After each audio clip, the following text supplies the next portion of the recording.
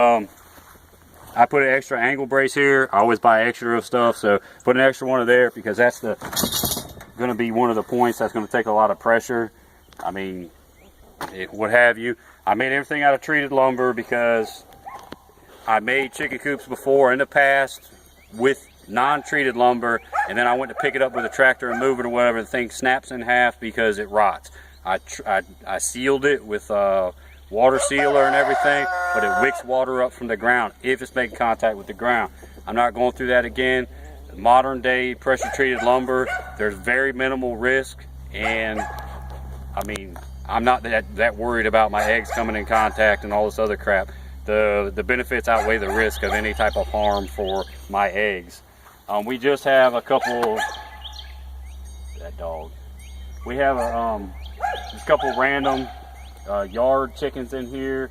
We'll start bringing more of them out here as they get used to electro netting. Right now they're kind of some test dummies, I guess you'd say. Another thing, so let's go ahead and pull this pin out here. We can slide it. You need to pull those pins. No, that's not electrified yet. Otherwise it would have bit me. Another thing, he doesn't tell you to buy snap rings. You need snap rings. You also need the little latch here. I had one from the old chicken coop, but you need to get one of those too. It's not in your material list. But put all this crap on the ground. Now, another thing to remember is this is framed with 2x2s. Therefore, it's not going to stay square. I mean, if it's on unlevel ground. I noticed my man putting his pole up in here, right? And he's reaching into the chicken coop. And the first thing I thought is, this is real thin plastic.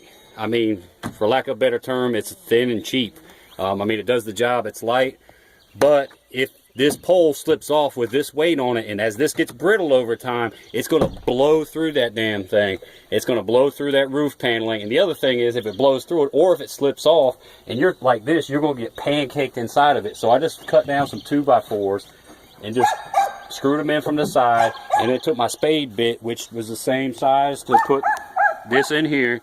And then this way, it's not going anywhere. If I actually bump it, it's not going anywhere. Well, hell, it'll roll downhill. The same thing over here. I mean, I just have it on each corner in case you got to get in there. But obviously, to keep it squared up, since it is, like I said, it's a little wobbly. It's a 2x2. I also came inside, since I put siding on here, and I